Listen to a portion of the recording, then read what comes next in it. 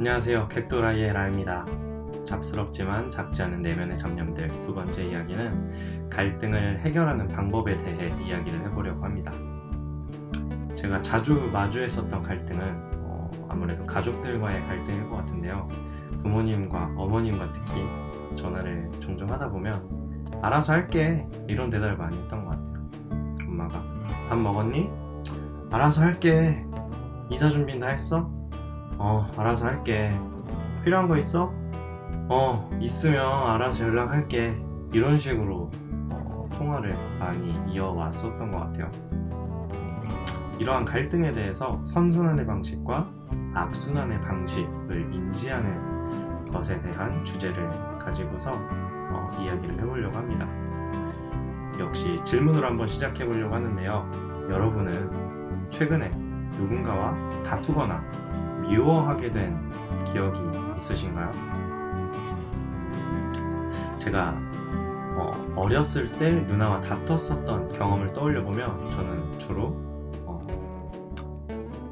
누나가 먼저 때렸어 라고 부모님한테 일러 바치고 누나는 요셉이가 기분 나쁘겠소 와 같은 패턴으로 부모님께 하소연했었던 것 같습니다. 이 지점에서 문득 드는 궁금증은 과연 이 갈등이 어디에서부터 시작됐을까 하는 것입니다. 사실 이 갈등의 명확한 시작점을 찾아보려고 하면 이 갈등의 고를 해결하기가 점점 더 어려워지는 것 같아요. 달걀이 먼저냐 닭이 먼저냐와 비슷한 이야기일 수도 있는데요. 왜냐면 이 물리적 발언을 기점으로 삼을 것인지 아니면 감정적 발언을 기점으로 삼을 것인지 사람마다 이 기준의 우선순위가 다르고 또 상황에 따라서 자기에게 유리한 우선순위를 택하다 보면 이 서로 다른 갈등의 발원지를 선택하게 돼서 차근차근 모든 걸 다 풀어놓는다라고 해서 다음부터 같은 갈등이 반복되지 않는다라는 법이 성립되지 않는 것 같아요. 그래서 이 비슷한 유형의 갈등이 재발하는 것을 막기 위해서는 어느 정도 수준의 퍼니시먼트, 체벌이라거나 제한, 제재가 필요하기도 하지만 앞으로 어떻게 할 것인가에 대한 이 질문에 대한 고민과 갈등을 직접 이 갈등의 당사자들이 마주할 때 미래의 나를 위한 안전지대, 일종의 합의점을 발견할 수 있을 것 같아요. 그렇다고 해서 너무 심플하게 너 앞으로 어떻게 할 거야? 라고 질문하면 다소 막막하거나 현실성 없는 대안을 떠올릴 가능성이 높아집니다. 그래서 제가 이전에 해왔었던 갈등에 대한 대처 방식이 그리고 앞으로 취하고자 하는 대안이 선순환의 방식인지 또는 악순환의 방식인지를 인지하는 것이 아주 중요할 것 같아요. 얼마 전에 있었던 저희 엄마와의 통화를 예로 들어보려고 하는데요. 악순환의 방식에 해당되는 대화였을 것 같아요. 제가 엄마한테 물어볼 게 있어서 전화했다가 잔소리로 발전한 케이스입니다. 제가 어머니한테 제가 어떤 사람이 되길 바라시냐는 질문에서 시작했었던 것 같아요.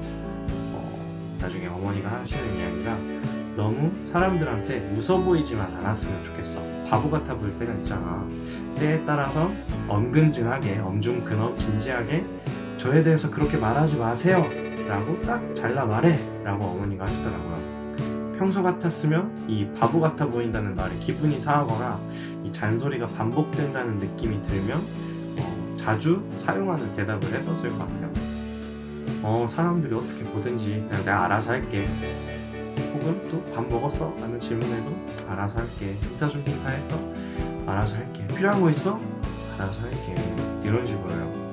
이 알아서 한다라는 말의 모호성 때문에 부모님은 혹은 부모님 또는 가까운 사람들은 이 상대방에 대한 우려에 대한 그 해결책을 얻지 못하고 계속해서 같은 질문을 반복하게 됩니다. 걱정돼서 시작한 질문이 알아서 할게 라는 대답을 마주하게 되면 또 같은 질문을 하게 하고 같은 질문을 받으면 짜증이 나는 거죠. 그리고 이게 계속해서 반복이 되는 거예요. 이걸 저는 악순환의 방식, 악순환의 반복이라고 생각을 해봤어요. 선순환의 방식을 예로 한번 들어볼게요. 엄마가 저한테 또 같은 말을 하세요. 너무 사람들한테 웃어 보이지만 않았으면 좋겠어. 바보 같아 보일 때가 있잖아. 때에 따라선 언근진하게 저에 대해서 그렇게 말하지 마세요 라고 딱 잘라 말하란 말이야 라고 하면 저는 그 말을 한번 받아들입니다. 아, 엄마한텐 그렇게 보였을 수도 있겠네. 한번 내가 그렇게 해볼게. 엄마가 말한 대로 시도해볼게 라고 대답을 하는 거예요. 사실 이 선순환의 방식, 그냥 착하게 대답하는 거 아니야? 라고 생각할 수도 있겠지만 상대방을 향한 인정이라는 키워드가 있습니다. 이 인정을 한다라는 건 내가 받아들이고 수용한다라는 거고, 실제로 내 삶에 적용해 보겠다라는 의지를 내포하고 있기도 합니다. 스포츠를 예로 들어보면 탁구에서 랠리가 목적일 때와 그리고 승부가 목적일 때 탁구 치는 방식이 달라지듯이 대화에서도 관계를 이어가는 것이 목적일 때와 상대를 설득시키는 것이 목적일 때와 대화의 방식이 다르다고 생각해보면 어떨까요?